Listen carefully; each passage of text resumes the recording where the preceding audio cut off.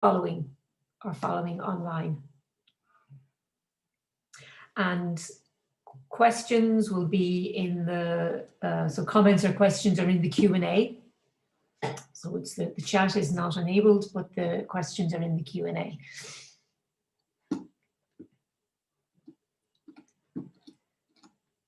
So I can see a couple of people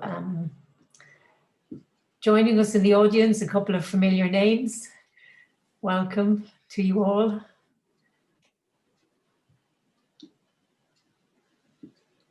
Glad that you can join, and we'll get started in, I'd say, about 1 minute. So we're on quite a tight schedule. So we need to be punctual and ruthless with our time. But I think we should have enough. We'll have enough time to cover everything and to have an opportunity to have questions and comments as well. So the order of speakers remains as I had suggested the other day. So Paul, I think you were up first. So we'll do the licensing part first, and then we can do the copyright and then the international. So that will be Paul and Caroline up first, and then Jonathan and Denise, and then Camille, and then Louise.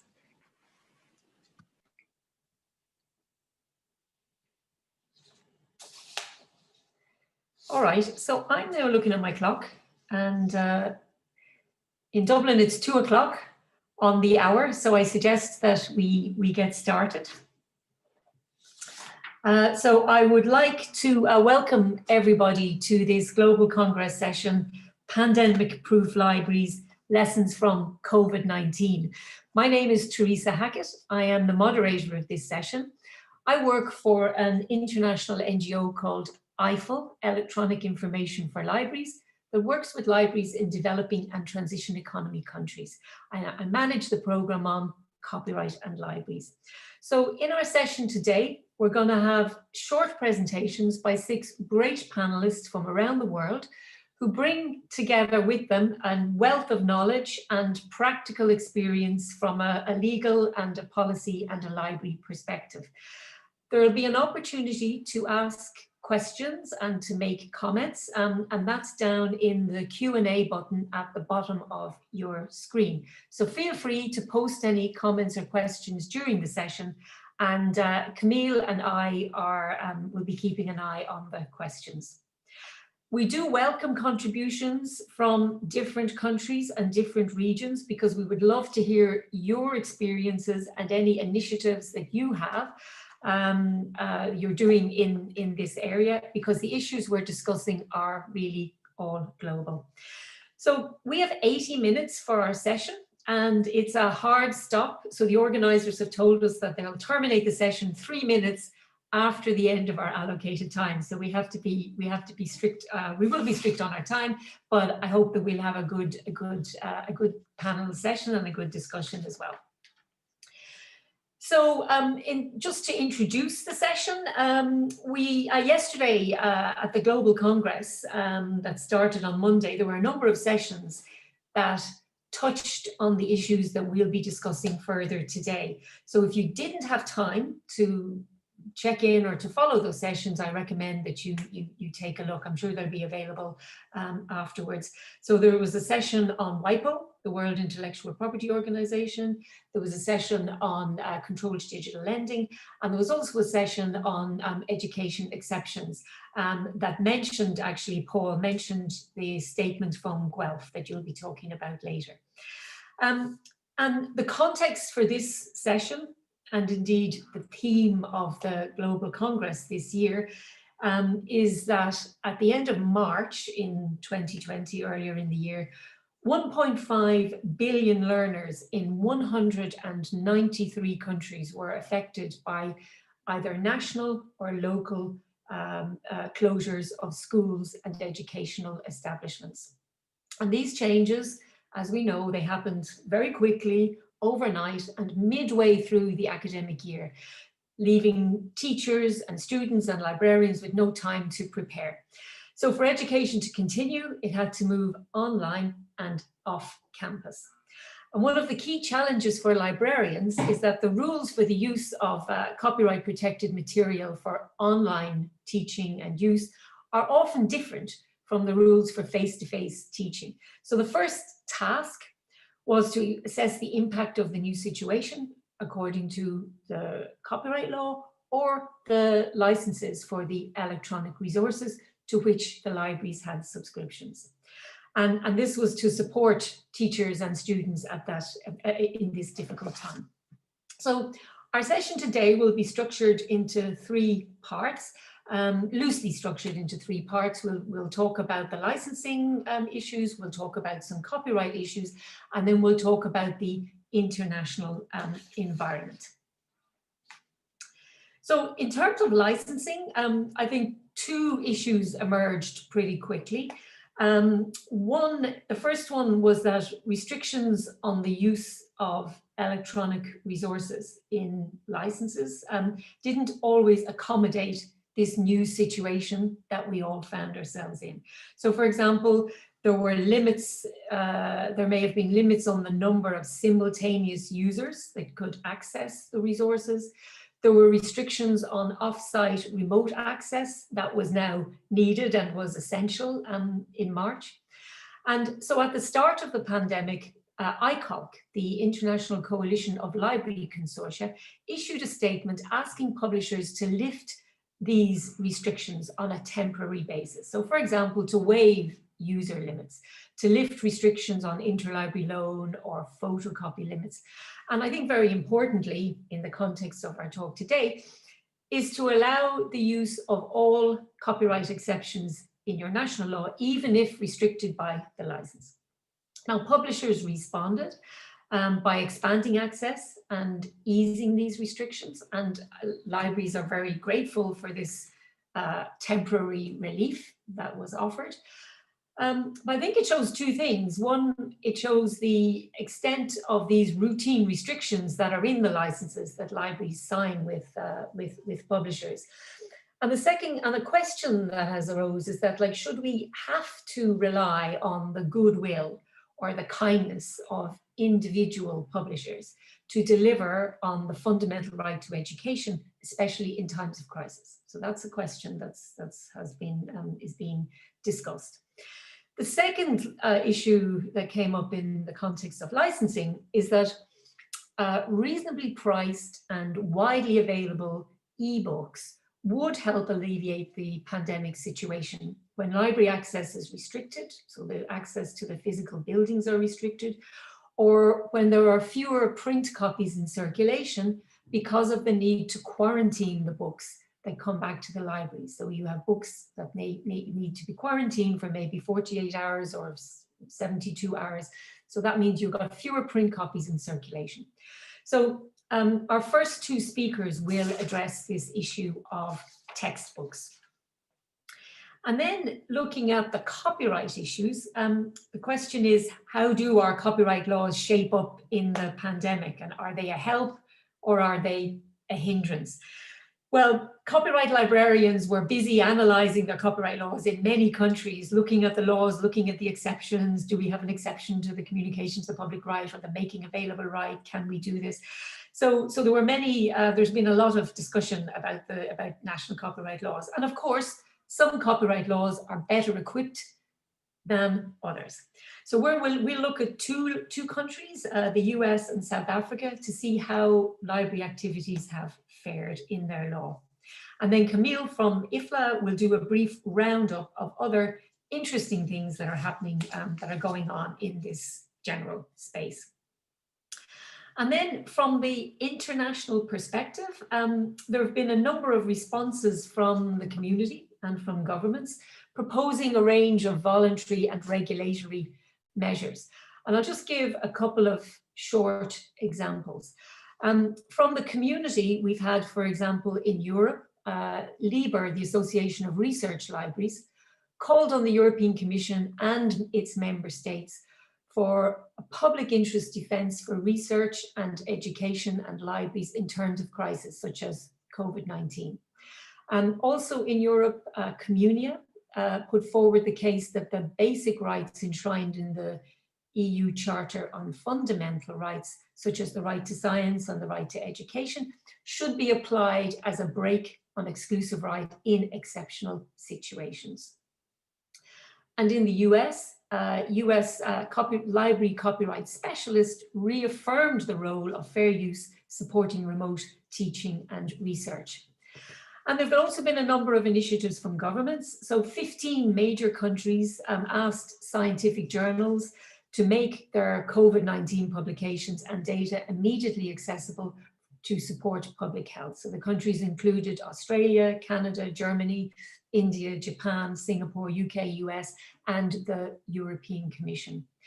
And in April, the government of Hungary issued a new decree easing copyright rules for online use of works for education in an emergency. As far as I know, that's the only government that has made that specific measure, put a specific measure in place directly as a result of the pandemic. Then at the international level, a civil society coalition, including IFL and IFLA and a number of other of our panelists who are on the call today, called on WIPO, the World Intellectual Property Organization, which is the body that sets global copyright laws, to take a stand so that IP systems are a support in the fight against the pandemic. And WIPO have launched some new tools, IP tools on COVID and COVID and copyright, and they also issued a policy statement. And our final speaker, Luis, will frame some of these issues from an international perspective, looking at maybe how the treaties can support libraries in the pandemic and where should we go from here. So I hope that you enjoy the session, and I think, as I say, we're going to hear some interesting presentations. And with that, now I would like to hand over to our first speaker, who is Paul St-Pierre from the University of Guelph in Ontario in Canada. Paul is the Collections and Content Librarian for Sciences, and in the pandemic has been closely involved with the textbook issue. So Paul, the floor is yours. Thank you. Thank you, and good morning, everyone. I'm still getting used to Zoom conferences. Let me try and share my slides, share screen, and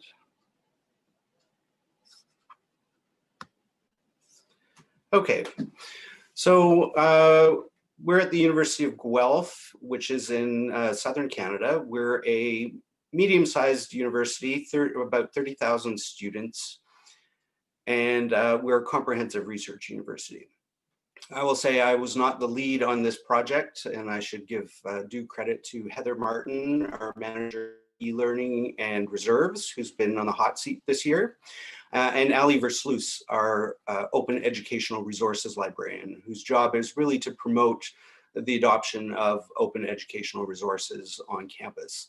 Our three collections librarians, we've been sort of the backstop in trying to find licenses for difficult content.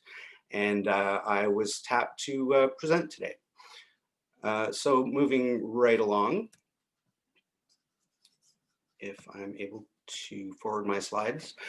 So we wrote a post that seems to have gotten us a little Twitter famous, called Commercial Textbooks Present Challenges in a Virtual Environment. And there's really 5 points that I want to make in my 7 minutes that I have remaining. Textbooks are too expensive. That's pretty obvious to everyone. I'll talk briefly about the publisher problem that Teresa's already gone into some of that material. I'll also mention the professor problem. So it takes a community to create a problem. It takes a community to solve the problem. I'll follow up with our action, what we did, and how people reacted to that. So in 2016, the University of Guelph conducted a survey of students. And this survey was a result of a collaboration between the VP academic at the university, the library, and the undergraduate student body. Not surprisingly, respondents said that affordability or unaffordability of textbooks had various negative consequences for them, whether it was stress or grades or forcing them into infringing behavior that they didn't want to do. So I won't go into details on that. We all know that textbooks are a problem. And the outcomes of this survey were really a three-part. Our reserves team decided that they would buy a print copy of every required undergraduate textbook. And they had a budget of around $40,000 US to make this happen. That worked okay for a while, but of course the pandemic put an end to print reserves for the most part. We also ended up creating a new position, an OER librarian position. And this was really to recognize that it was a longer term struggle that we needed to promote the use of OER as well as promote the creation of OER. And that's what Ali has been doing. And she is also been on Twitter communicating and spreading the gospel of OER, as it were. And thirdly, this led us to increase our investment in open infrastructure. So Pressbooks is an e-textbook publishing platform that we subscribe to. And this emerged in addition to our open journals support and various other types of support for open research. So these three outcomes were quite positive from the survey. So the publisher problem, of course, the e-textbook distributors circumvent libraries. They don't want to sell us licenses to their books. I've said to professors, the publishers simply will not do business with us. They want to sell 300 copies of their textbook to your students and none to the library. And not just regular textbooks, but sometimes when a certain text is adopted to a lot of courses, the publisher will then create limitations on what can be licensed. They'll either reduce the number of simultaneous users available, or they'll jack up the prices. In some instances, we see $1,000 US for a single user license is what's made available to libraries. And professors are quite shocked by that. So is everybody else. And unfortunately, sometimes our reserves team ends up buying multiple single user licenses for a work or multiple 3-user licenses. Now, they typically wouldn't do that for $1,000 title, but the numbers add up very quickly. I won't go into detail, but we're a research university. So we have this tension between building a research collection and building a textbook collection. So this is something that is always a challenge, limited resources to go around. And of course, we have the publisher problem. I'm shocked to often see new courses being proposed that make no use of the local library collection. Often professors don't even bother seeking available resources in the library. In the sciences, we primarily buy books in electronic format now. So they're missing out on a lot of available resources quite often. They assume that e-textbooks are just as readily available to libraries as they are to students. Often I'll get a message from a professor saying, oh, it's available on Kindle, so why doesn't the library buy a copy? It's like, well, we don't buy Kindle editions. They're not available to us. And they don't understand that the institutional licenses are much different than personal licenses. And of course, professors who are not interested in the commercial textbook market don't really understand it very well. And sometimes they get angry at the library for refusing to comply with their wishes, whereas in reality, we're just simply unable to. And of course, little understanding of copyright. And this is not universally true, of course, but they often don't consider the cost to students that textbooks entail. Okay, so we a web post, a simple web posting that we didn't think would be a big hit, trying to communicate with our faculty in particular that explaining the publisher problem to them. Faculty are stressed and frustrated, but so are librarians. And so this was one of the ways that we wanted to reach out to instructors and let them know that we were struggling to assist them. Now, one of the things we did is we actually named the worst offending publishers. So we named names. We had a bit of a debate as to whether we should be so explicit in mentioning them, and we decided to just go ahead with it. And this turned out to be very popular with librarians, very unpopular with publishers. Now, not only did we name publishers, but we wanted to suggest alternatives that instructors could use. The three main suggestions we made was to use existing works in the library collection. As a collections librarian, I always want our collection to be better used.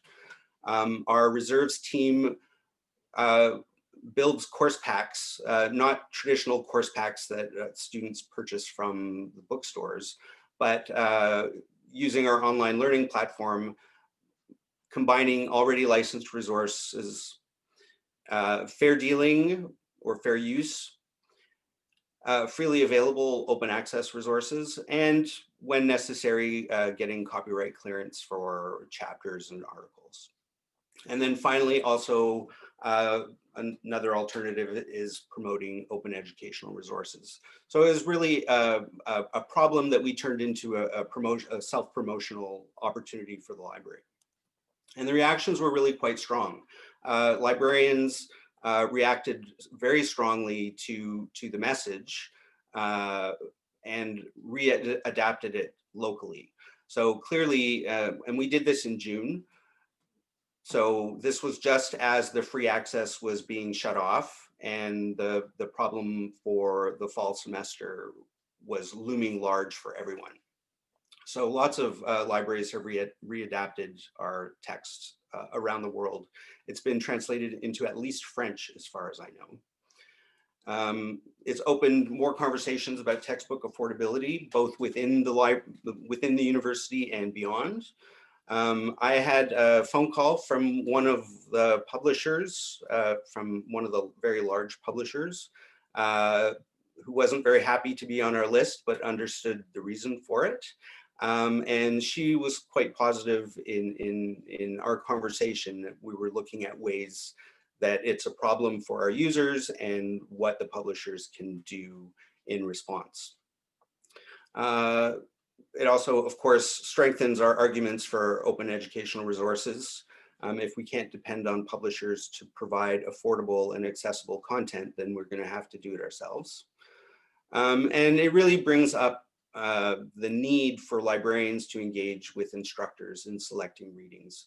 We have great collections that are already available, and we have a strong interest in providing access to all of our students.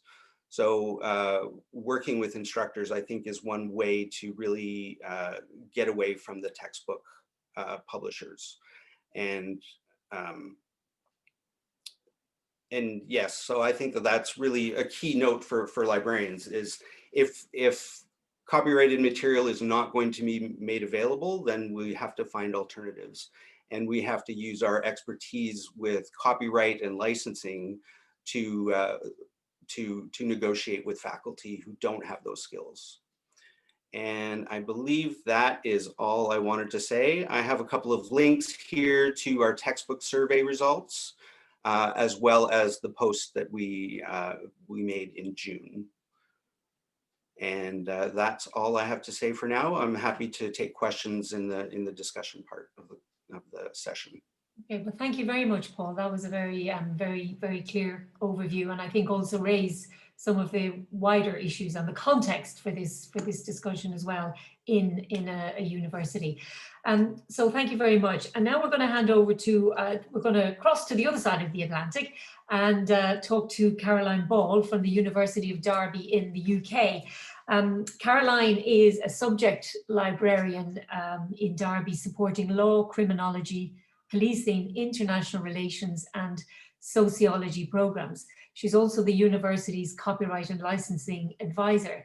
And I just read today that Caroline has been awarded, she's the Wikipedian of the Year in the UK for 2020. So Congratulations on that, Caroline.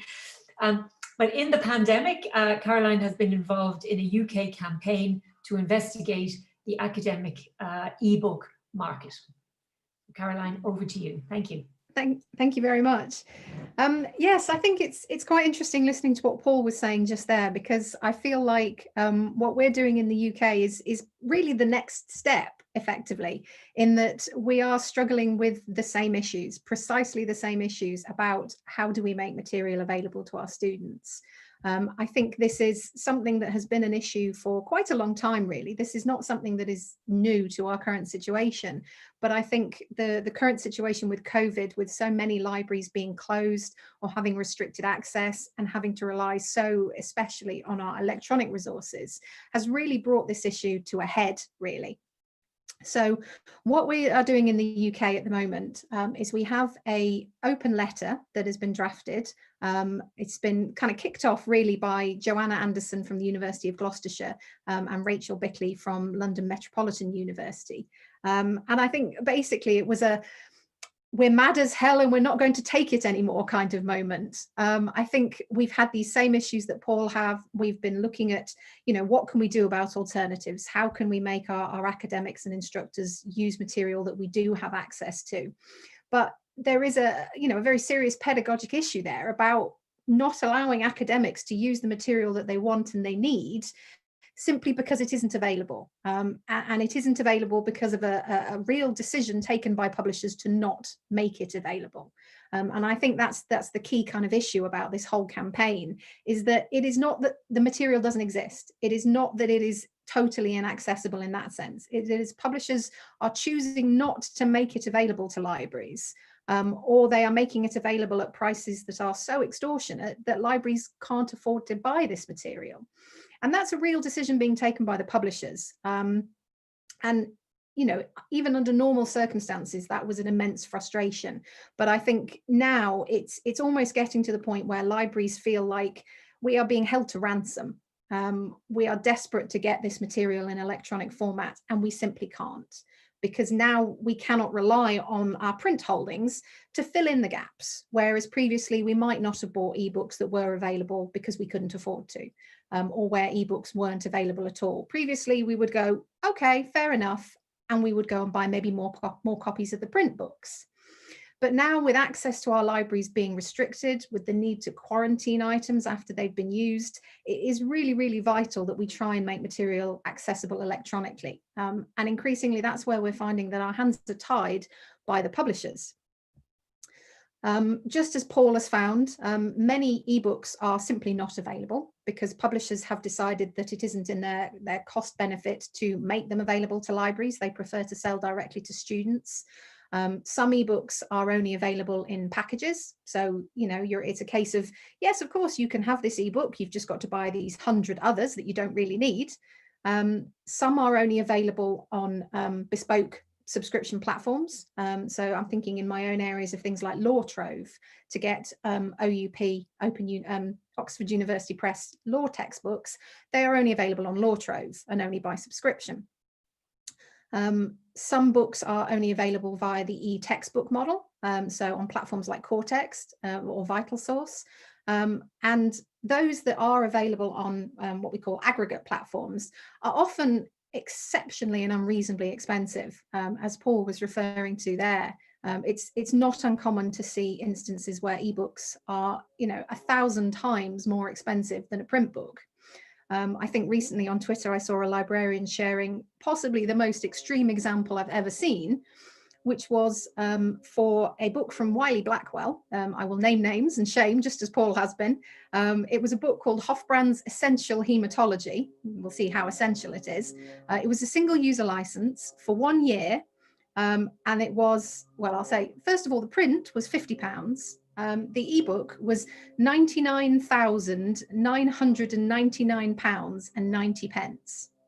So just 10 pence shy of £100,000 for a single user access ebook for 1 year.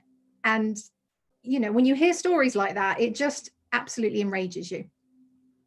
And the argument that publishers make is that they're making up for lost sales, that obviously if the students can all go to the library and use the ebook, they aren't going out and buying the print copies.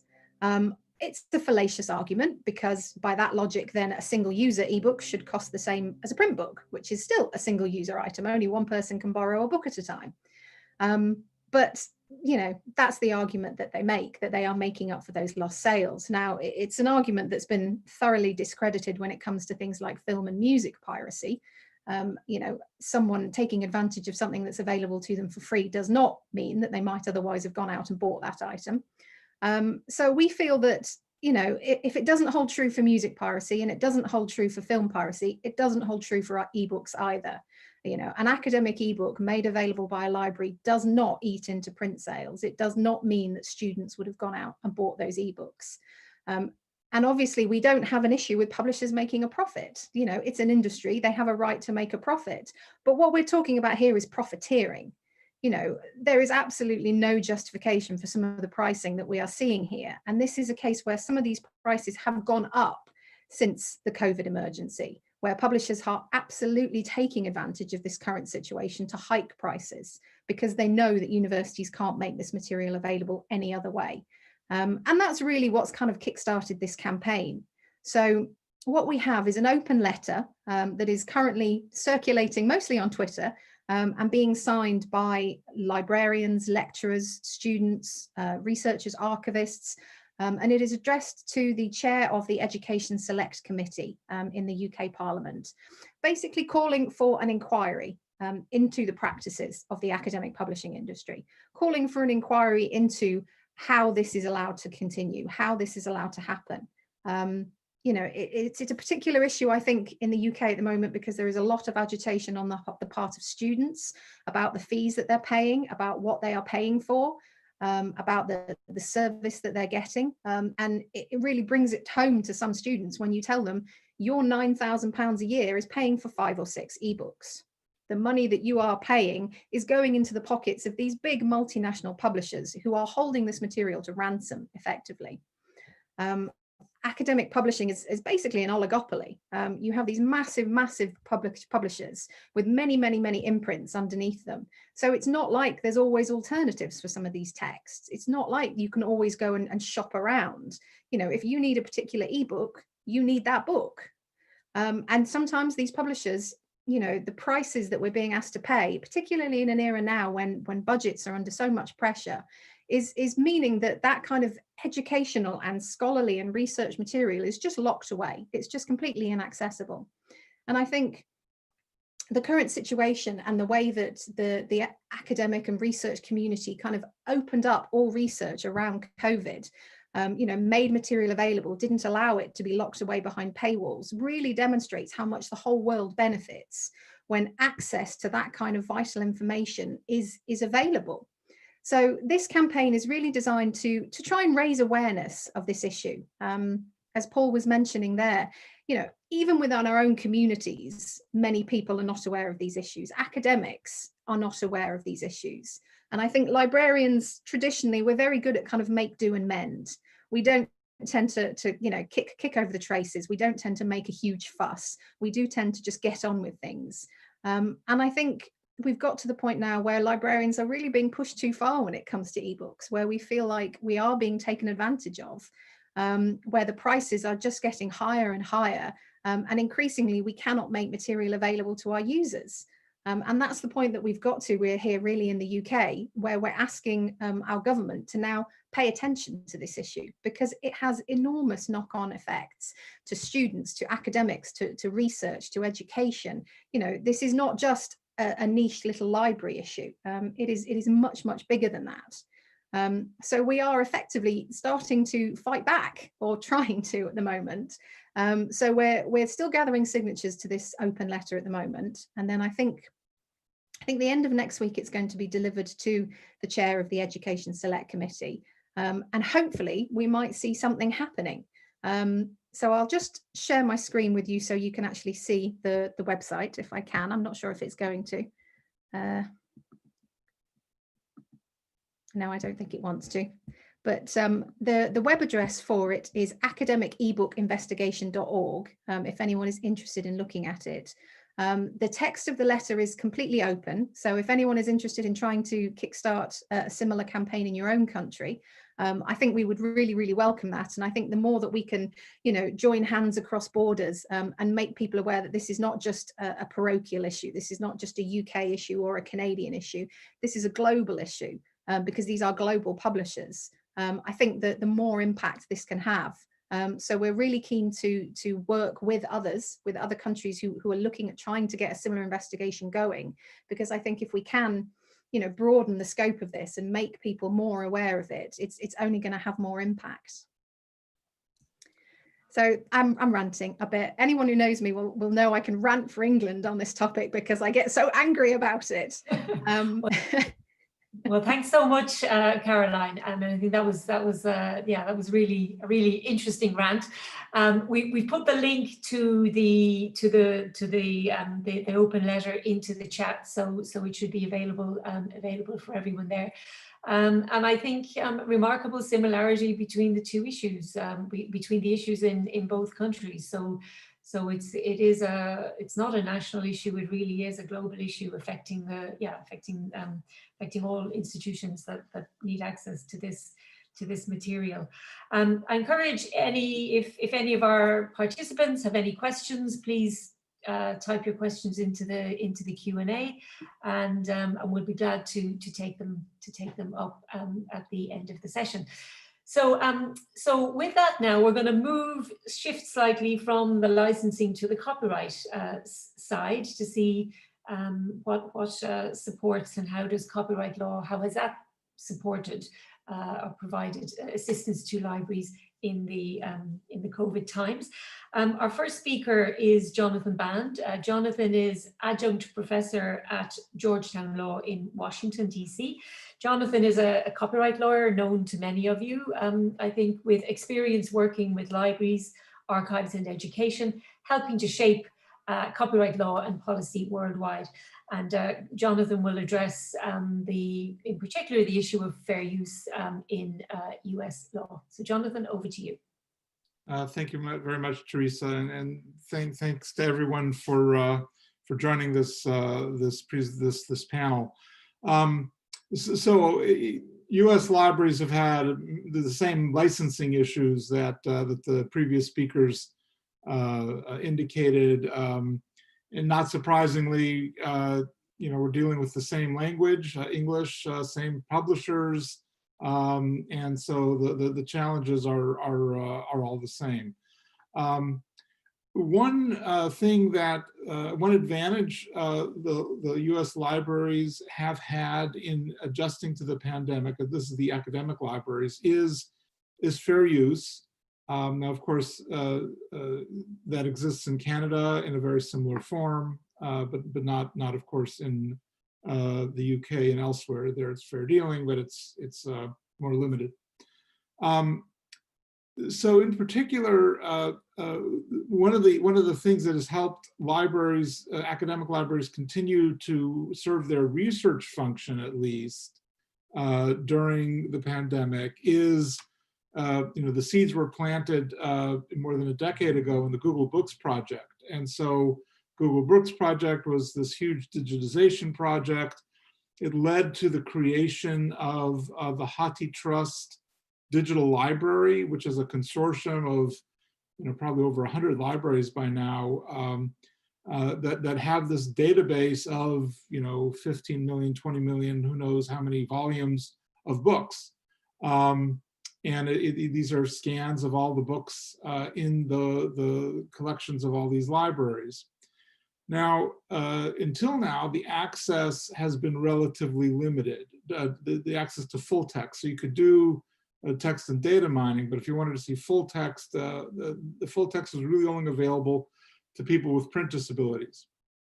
And all this is done under fair use, and there was some litigation, most notably the HathiTrust, the Authors Guild versus HathiTrust case that found that it was fair use for HathiTrust to operate this huge database, the HathiTrust Digital Library. It was fair use for them to provide this text and data mining availability, and it was fair use for it to provide full text to people with print disabilities. But HathiTrust was very careful not to provide full text beyond that scope, beyond people with print disabilities, because that seemed to be probably crossing a line beyond what was permitted by fair use. So along comes the pandemic, and you no longer could access the libraries. And so what HathiTrust did is it started the Emergency Temporary Access Program. And under that program, it's basically what many people refer to also as controlled digital lending. It will allow a given library, let's say if a given library contributed, or has in its collection, let's say 500,000 books that are in the HathiTrust digital library, then HathiTrust would make available to that institution the text of those books, so that students or faculty, authorized users from that institution could access those books. Now, not other books that aren't part of that library's collections, that they can't get the access to full text. It's just it's the students and faculty at that institution could get sort of the equivalent of if they were able to walk down the street into the library. And so it was the books that were in that library. And also they maintained an owned to loan ratio, so that if it was one book that the library had one book in its physical collection, then only one user at a time from that institution would be able to access that book. And so that has gone pretty well. As far as I know, that hasn't seemed to cause any problems. It doesn't seem to really cause publishers much heartburn. We haven't heard complaints, at least not publicly. And I think they're planning on continuing that sort of for the duration of the pandemic, as long as libraries are closed or campuses are closed, or there's restricted access to these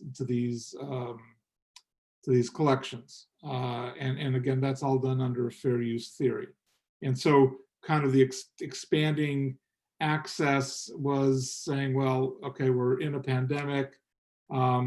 These are books that already were digitized, and we're just providing access to those books. So there's no harm to the market. Now, you may have heard more about the lawsuit involving the Internet Archive. Now that's different. That's something different from what I'm describing. It's different from the HathiTrust Emergency Temporary Access Program. So the Internet Archive has had this open library program going on now for nearly a decade. They have over 1 million volumes available in their open archive. They also, the open library has been operating under a sort of more traditional own to loan controlled digital lending. So you could only, if only 2 books, 2 titles, 2 copies of a particular title had been donated to the Internet Archive, they would only loan out 2 at a time digitally. During the pandemic, they turned on what they called the National Emergency Library, under which they basically, they say the way they describe it is they suspended the waiting list. So in other words, books, they suspended the owned to loan ratio, and so that they would lend out an unlimited number of copies of any given title.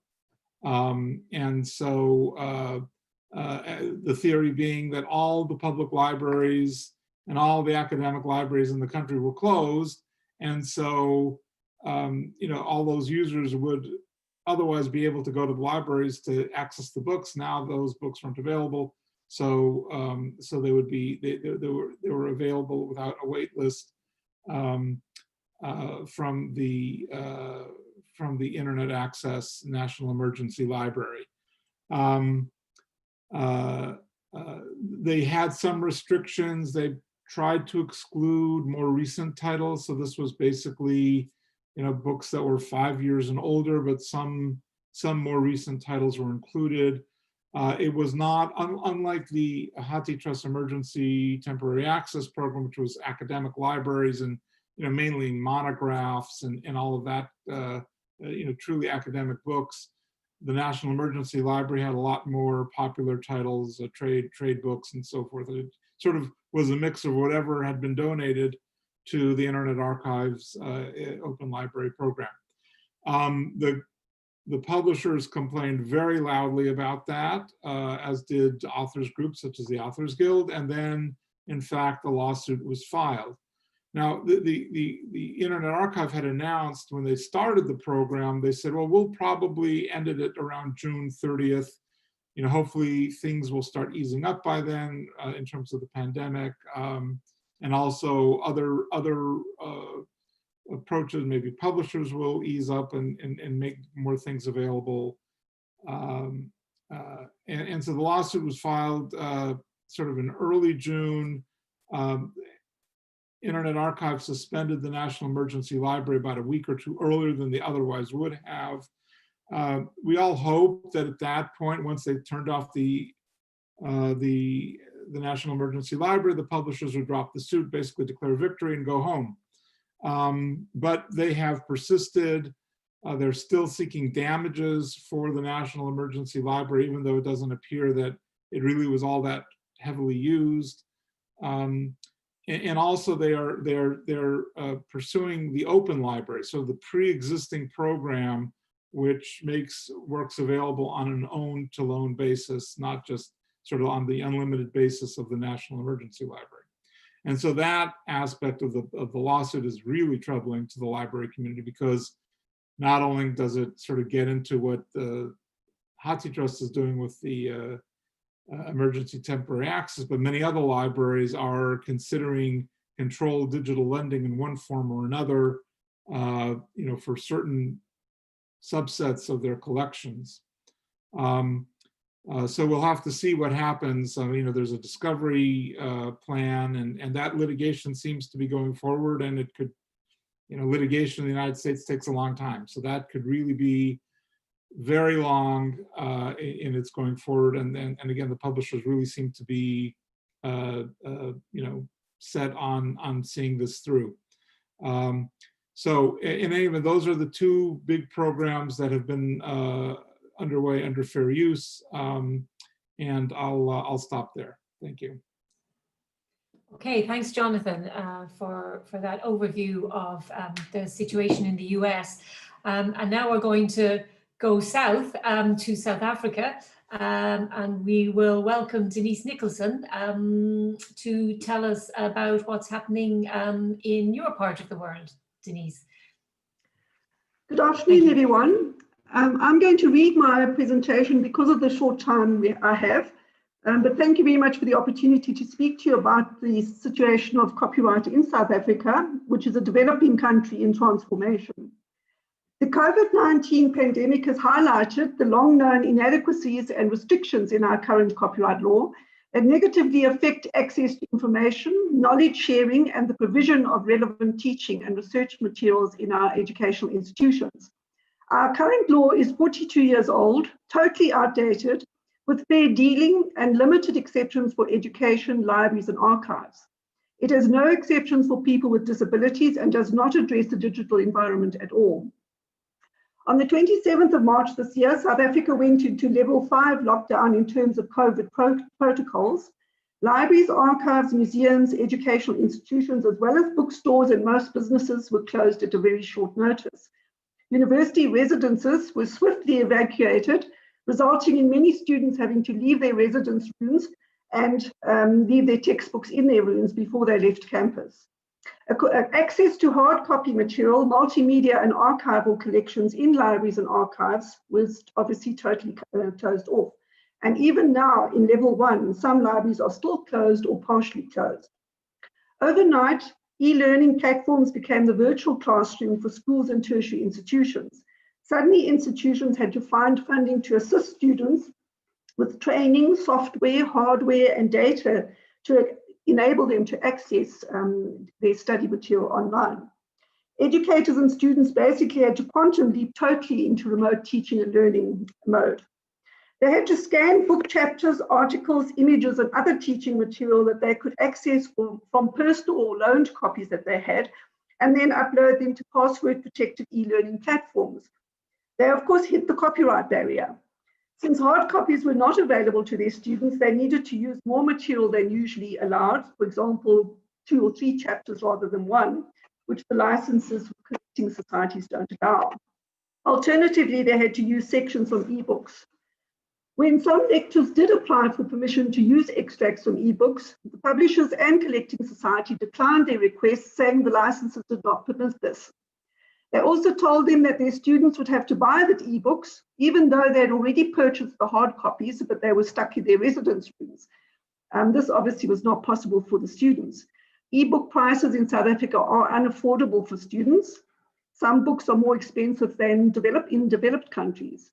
Some publishers will only sell directly to students and lecturers, not to libraries, as was mentioned earlier. In general, digital and ebook licenses are restrictive and proved to be very problematic in the COVID lockdown. A few South African publishers have made some concessions to use their materials, but these were very limited. In some public libraries, librarians were not able to read books to school children in their usual face-to-face reading circles because of the lockdown. To offer this service, they wanted to read extracts of books on YouTube or social media platforms, but copyright got in the way. They were informed by the local collecting society that permission would be necessary and appropriate copyright fees would apply. Save for finding money and getting permission or using alternative material, what were the librarians supposed to do? Ironically, it is the authors who were being prejudiced because of restrictive copyright laws, as these reading circles introduce and promote local and new authors to users who have not read their works before. The Copyright Amendment Bill was approved by Parliament in March 2019.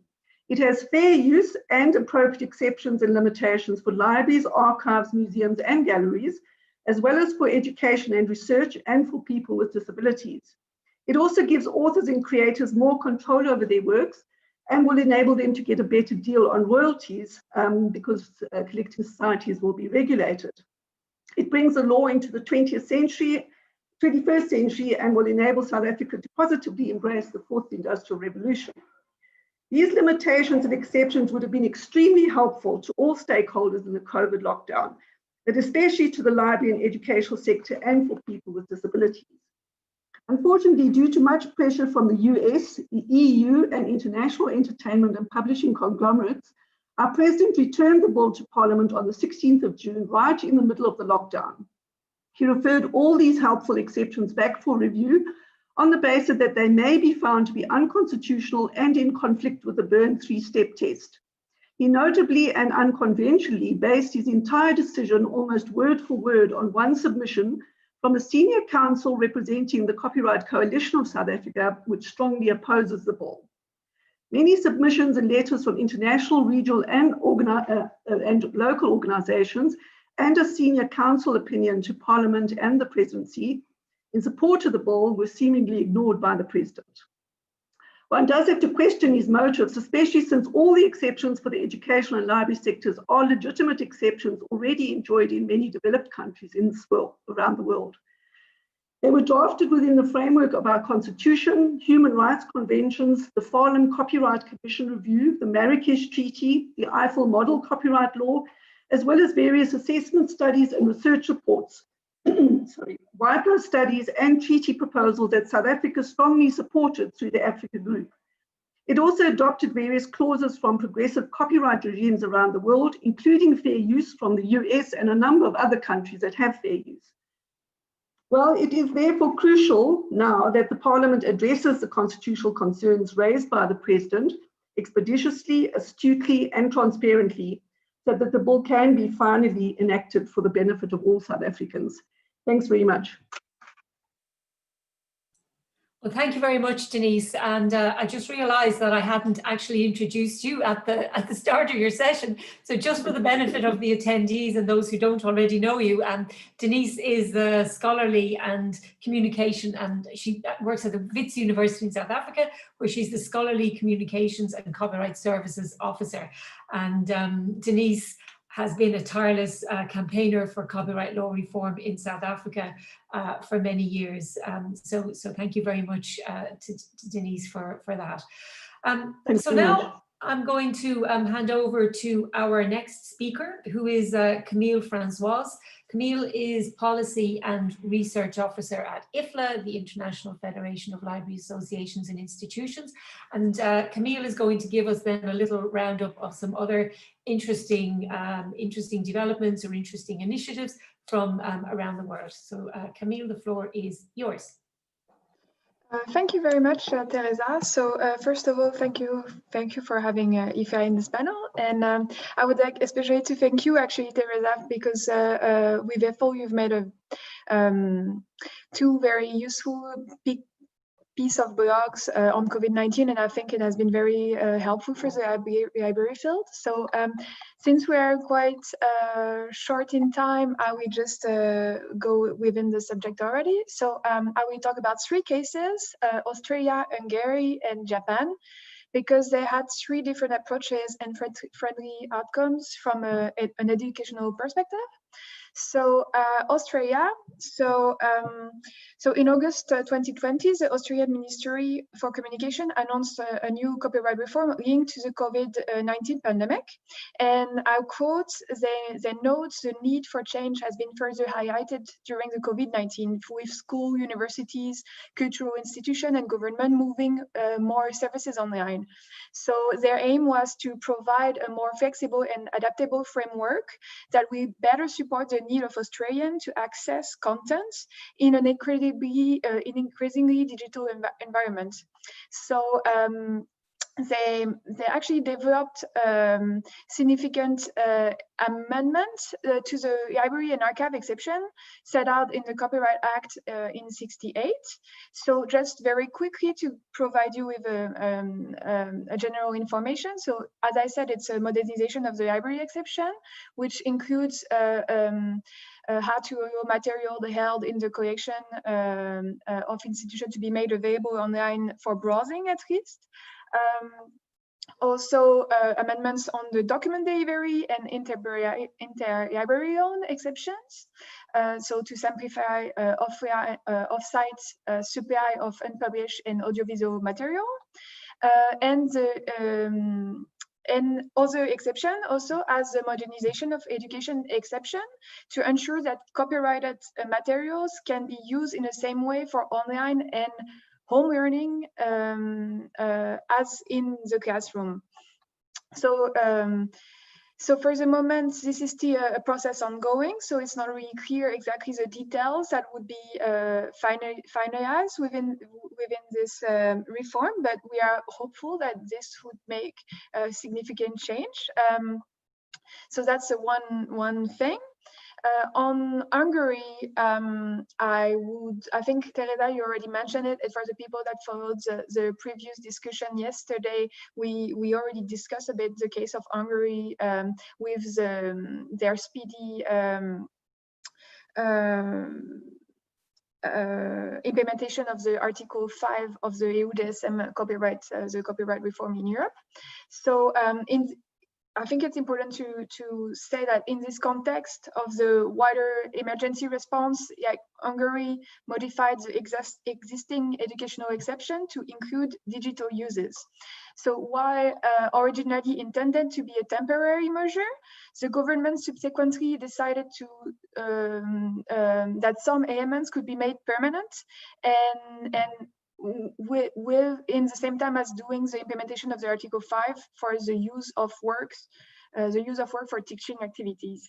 So we skip the details of the articles because I think I will be a bit short, but basically they are going to expand the scope of I mean, they did already extend the scope of existing exceptions of the Copyright Act, and they created it without additional cost barrier or technical barriers, so that such as allowing suitable licenses and override of to override the exception or compensation. So that's one thing. Obviously. I will skip as well the details of the articles, but they made it possible through the definition of concept of the secure electronic environment, and also the extension of the exception for educational purposes, as I said, and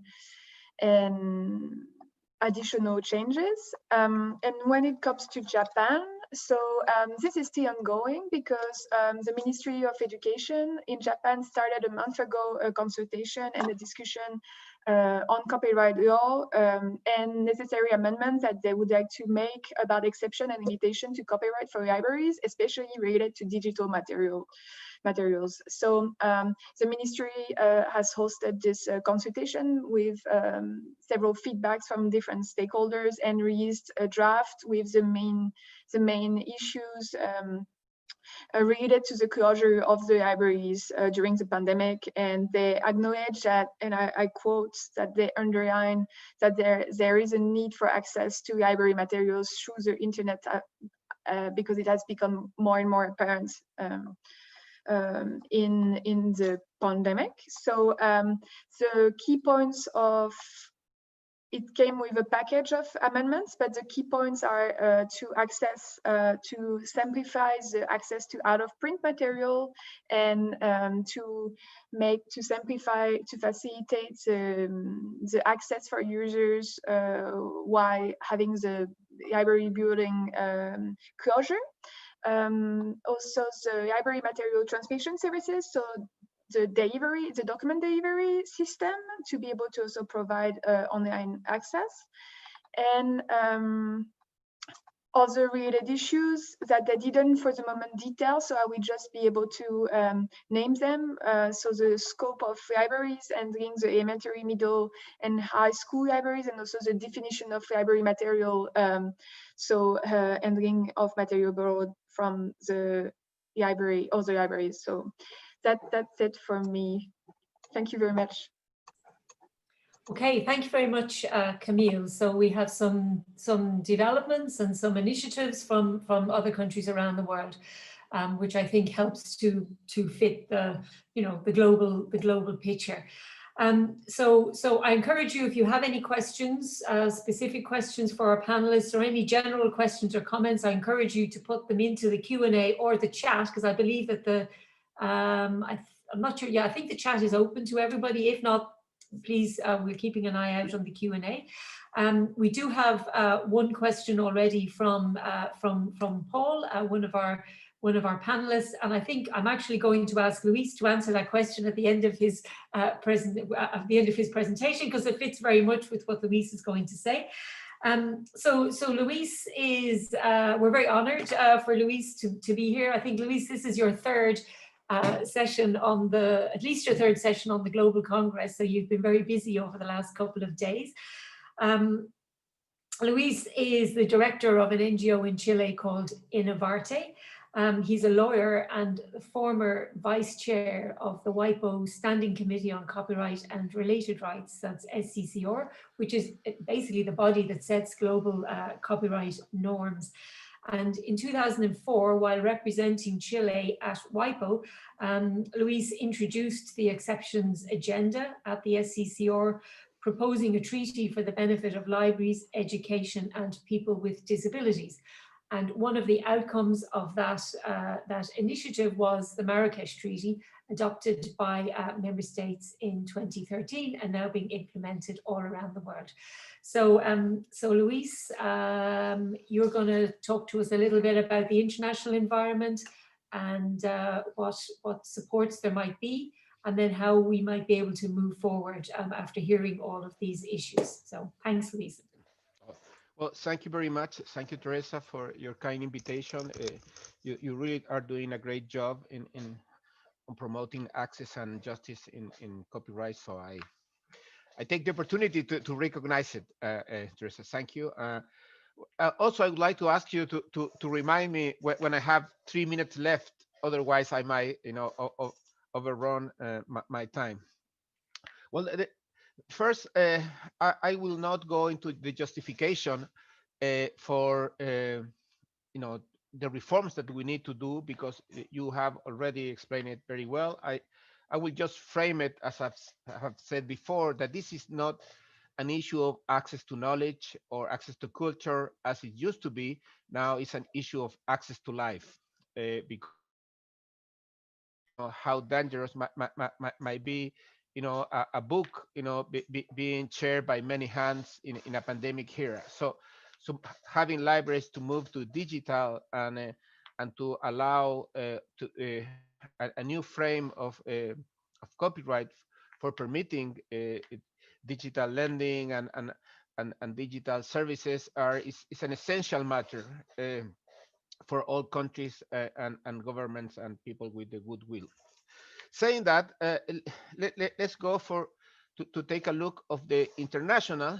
And if you see internationally all the copyright laws around the world, you will realize that they are not the same. And the restrictions that affect a good library service on the digital environment, especially, might be different from one country to country. You might have some countries like in the US where you will have fair use as a special exception that will allow them to do a lot of things that are not in other countries, and or in this same country there are some rights that are not recognized for authors. For example, the lending right, which is a right that is recognized in Europe. So it's and if you go see in other countries, you will see other differences. Like some countries don't have a lending right and don't have a lending exceptions for library. So some problems are very specific to each country. So at some point in the next steps, we will have to review exactly what is the problem in your specific country to solve it there, and not to be too concentrated in the problems of other countries, because that might, or those solutions that might not be applicable for your country. So, but the other thing that is important to keep in mind, that if you have a copyright law that doesn't help you or is making a problem for access, is actually part your own fault, because the national law are not given by God, are given by politicians that are responding to different mandates from different stakeholders. So copyright law might be changed. And I thank the question of Paul, who asked me, those changes that you are talking about are all TRIPS compliance. So here goes my answer. Probably the lawyer of a right holder might think differently, but I'm sure that my answer is the right one.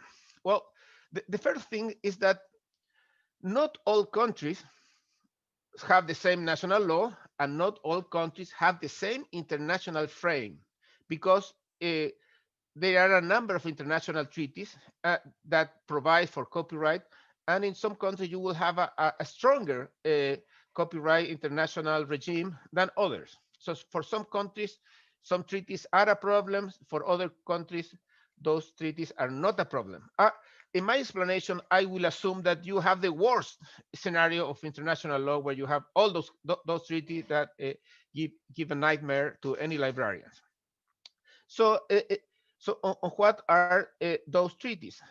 Those treaties are basically, the Berne Convention. Well, all have Berne Convention. You have TRIPS, the Agreement on Intellectual Property of the World Trade Organization, and other countries have, in addition, have the WIPO copyright treaties, and in addition to that, other countries might have free trade agreements. Okay, but the good news is that Berne is considered in all those agreements, and all those agreements, the next steps agreement cannot go beyond, cannot not conflict with the Berne Convention. So some essential principles in Berne are incorporated in all the other agreements.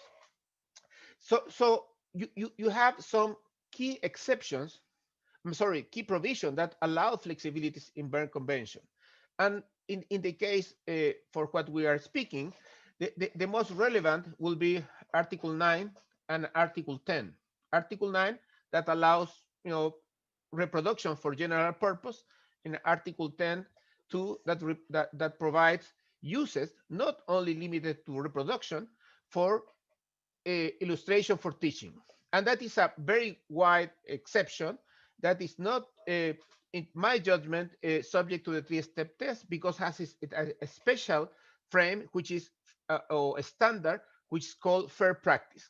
I will not stop here because it's a matter for further discussion, probably in a different workshop. And that's and in Bern, you also have what's called implied exceptions, who are not within the text, but is for everyone is understood that they exist, which are minor exceptions for things that are not that big. You have translation exceptions, and you have a competition based exception. So that's for Bern. And importantly, Bern is not a treaty that applies to digital. So the rights that are required by Bern are not meant to be required for digital, because the Bern Convention has a requirement of protection that is fixation. And when you move to digital, you are not anymore fixating, you are representing in numbers. So Bern was understood not to cover digital, and that's why expressly WIPO has a special treaty that was meant to include digital, that is the WIPO copyright treaties, which are the internet treaties. So the really hard standard for copyright is the WIPO copyright treaty that was, as I mentioned, meant to cover internet issues. But there you have in Article 10, who expresses what are the possible exceptions for the digital environment. The WIPO copyright treaties, Article 10 agreed statement, expressly says that countries might extend their, I will read it to make it more clear. This provision should be understood to permit contracting parties to devise new exceptions and limitations that are appropriated in the digital network environment. Therefore, it is very clear that the countries can and must adapt their exceptions to the digital environment, which they have not done, most of them, and that's why IFLA and AFL and other NGOs, we are working in WIPO to try to adapt those exceptions to the new world. In addition to this provision of WIPO, the WIPO copyright treaties, let's go to TRIPS. TRIPS, Paul, is fantastic because TRIPS has almost no copyright specific rights granted. It relies on the Bern Convention and also provides for a very wide variety of options for limiting those rights. And everybody knows about the three-step test, right? Which is in Article 13. You nod your head if you agree, right? You know. Okay, but what probably you don't know, a normal copyright lawyer that is looking only into national law will not know that there exists Article 44.2 of the TRIPS agreement, and the Article 44.2 says that despite whatever you are obliged under TRIPS to recognize rights, you are not obliged to enforce those rights.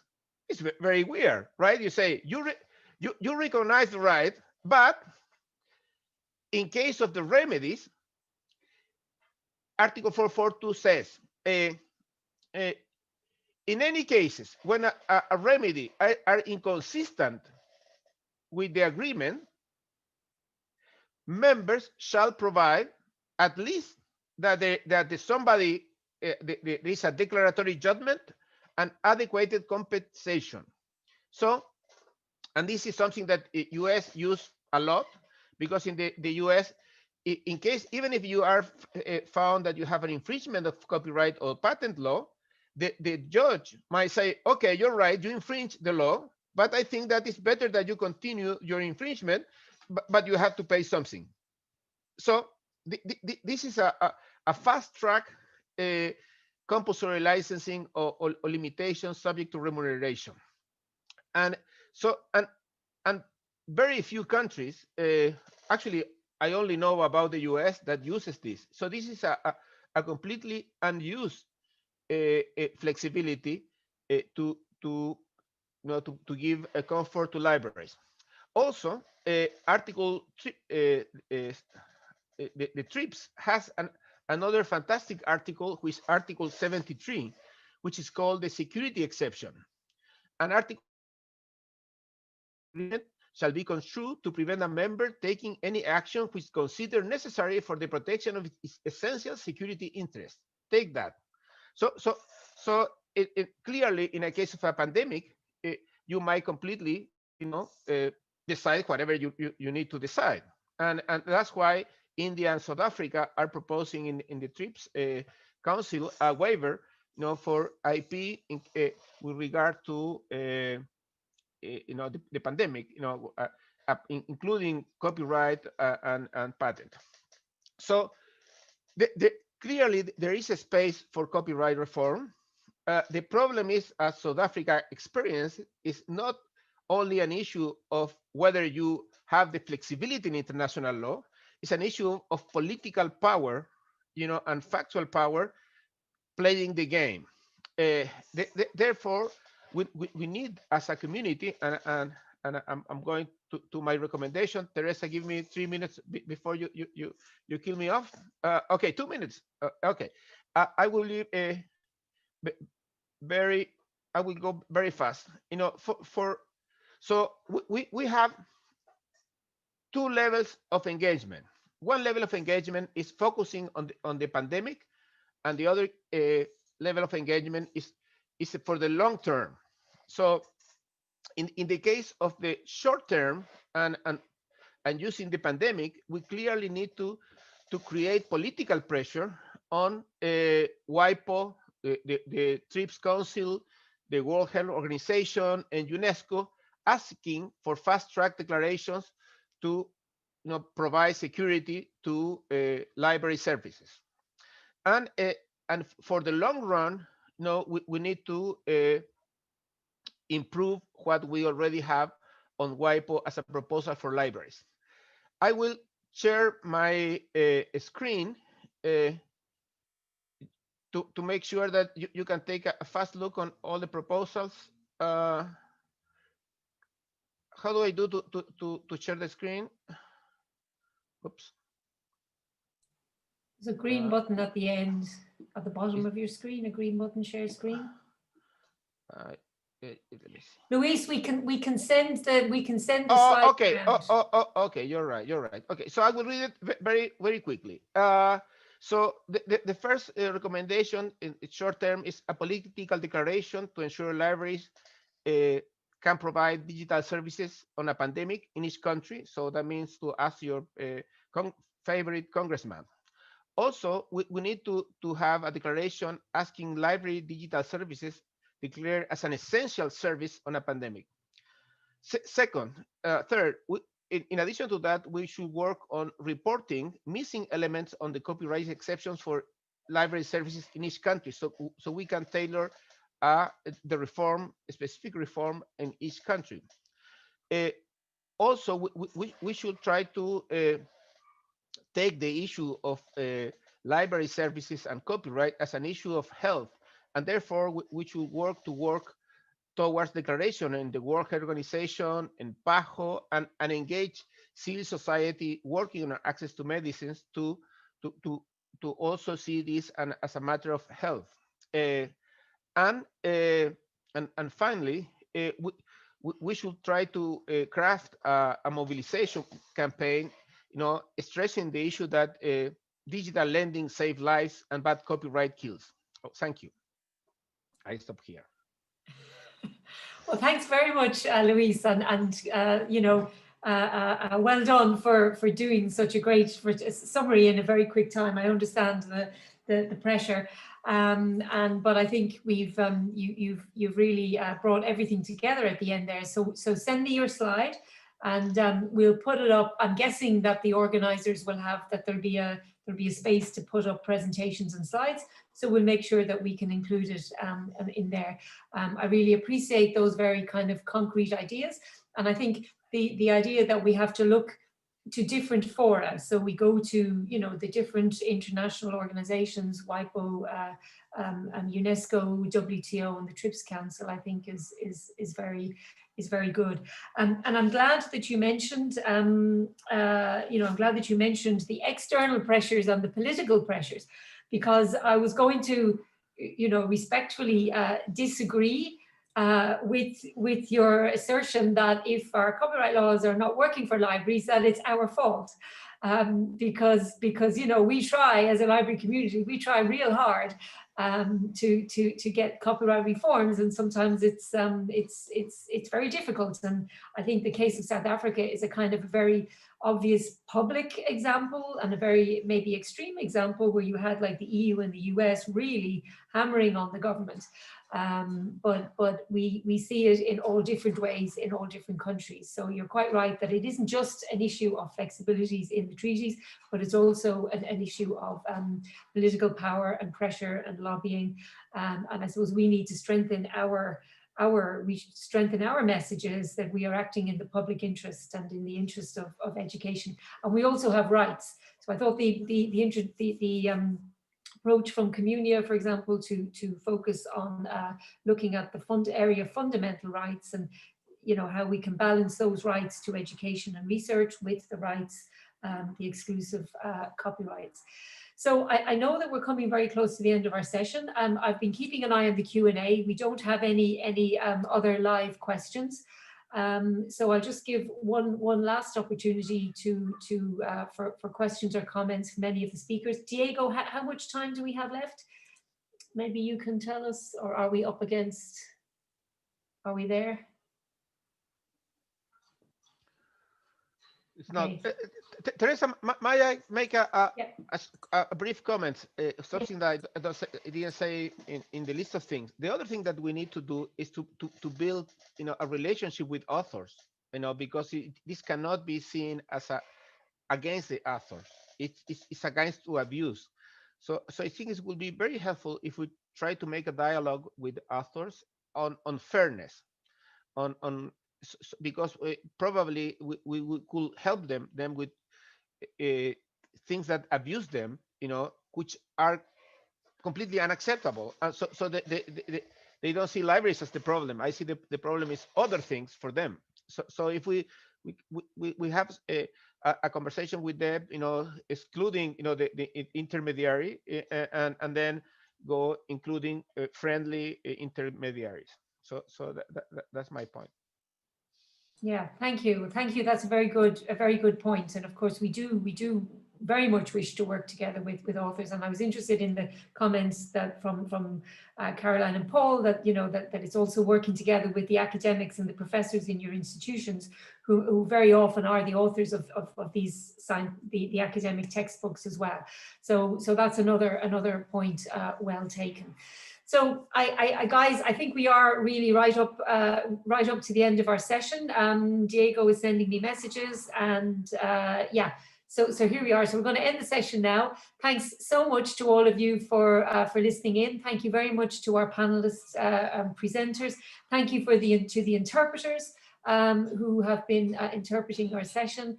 And I hope it's given you some good ideas and some food for thought. And we will end it there. Thank you very much. Bye. Thank you. Thank you. Bye. Bye-bye, everyone. Bye.